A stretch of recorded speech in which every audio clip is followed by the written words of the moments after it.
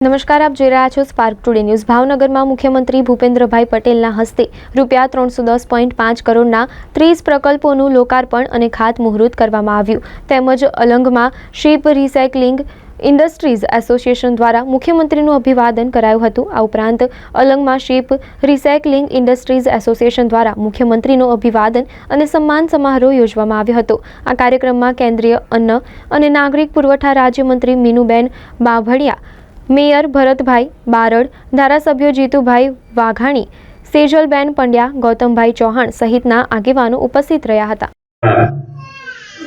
આયોજિત 1472 આવાસોના લોકાર્પણ અને ડ્રો તથા 420 રીડેવલપમેન્ટ થયેલ આવાસોના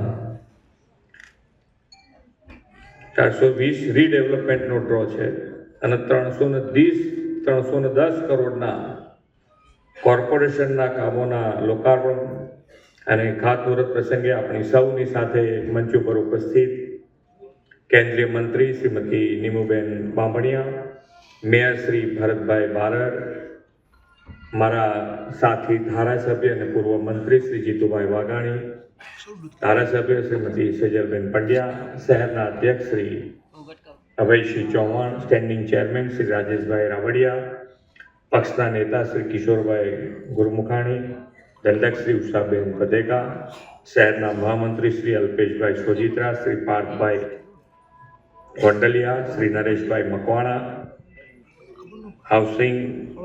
હાઉસિંગ સચિવ Shri R G Gohil, commissioner Shri Gujarat housing board Shri SV Vasava, અને જે પ્રમાણે વિકાસની રાજનીતિ અને વિકાસની રાજનીતિનો પાયો માન્ય નરેન્દ્રભાઈ નાખ્યો। બાકી આપણે બધાએ ઘણા બધા ઇલેક્શનો જોયા છે, ઘણા બધા કામો જોયા છે, પણ ક્યાંય કામની વાત, કામની હરીફાઈ, કામની ક્વોલિટી એ બધી વાતો બહુ ઓછી થતી। અને અત્યારે આપણે વિકાસ ઉપર જ કે ભાઈ શહેરમાં રહેતા હોય, ગ્રામ્ય જીવન જીવતા હોય તો પણ પાયાની સુવિધા દરેક જણને મળી રહે એના માટેનો હર હંમેશ પ્રયત્ન કર્યો છે। વિકસિત ભારત અને વિકસિત ભારત માટે વિકસિત ગુજરાત, અને આપણે વિકસિત ગુજરાતનો પણ 2047 સુધીનો રોડ મેપ ગુજરાતે તૈયાર સૌથી પહેલો આખા દેશમાં તૈયાર કરી દીધો છે।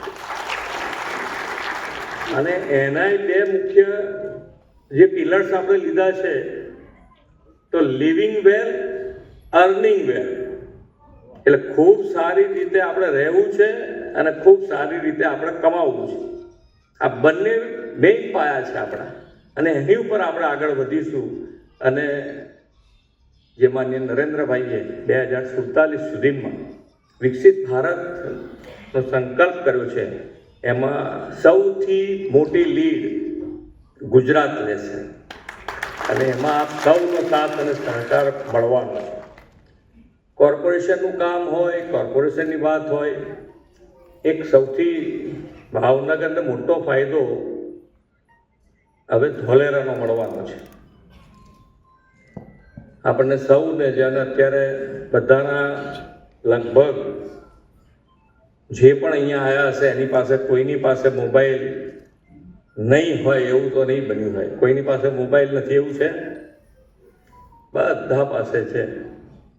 હવે આપણને એક ટાઈમ કદાચ ખાવાનું વધતું ઓછું મળે ચાલે, પણ મોબાઈલ તો જોઈશે।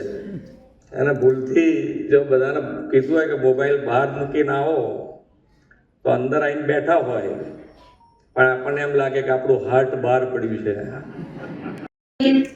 આવાસ યોજના અને પુનઃ નિર્મિત આવાસ તેમજ 30 જેટલા ભાવનગર મહાનગરપાલિકાના તેમજ ભાવનગર જિલ્લાના 30 પ્રકલ્પો,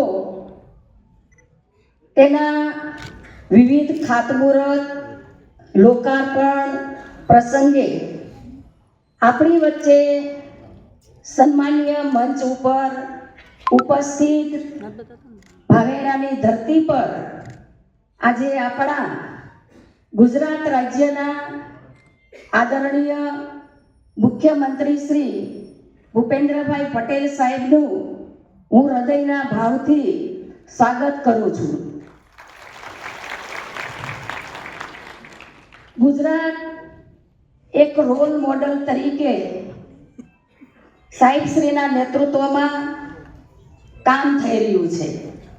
મૃદુ અને મક્કમ કાર્યકર્તાની સાથે કાર્ય કરતા ખૂબ સરળ સ્વભાવ, બધા જ લોકો પોતાની વાત મૂકી શકે એવા આપણા મુખ્યમંત્રી ભૂપેન્દ્રભાઈ પટેલ સાહેબને હું આભાર પણ વ્યક્ત કરું છું.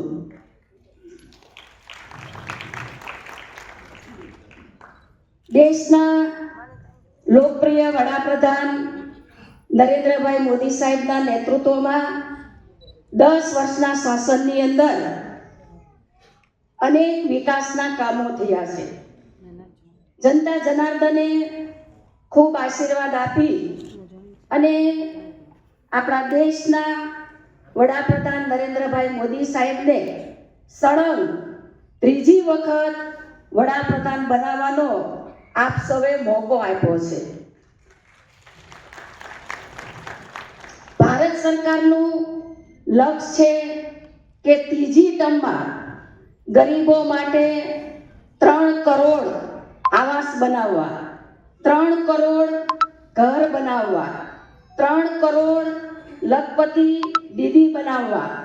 સળંગ ત્રીજી વાર પ્રધાનમંત્રી પદના સોગંદ લીધા પછી પીએમ મોદી સાહેબે પ્રણ લીધું છે કે તેઓ પોતાની ત્રીજી ટર્મમાં 3 ગણી તાકાતથી 3 ગણા લક્ષ્ય સાથે કામ કરશે.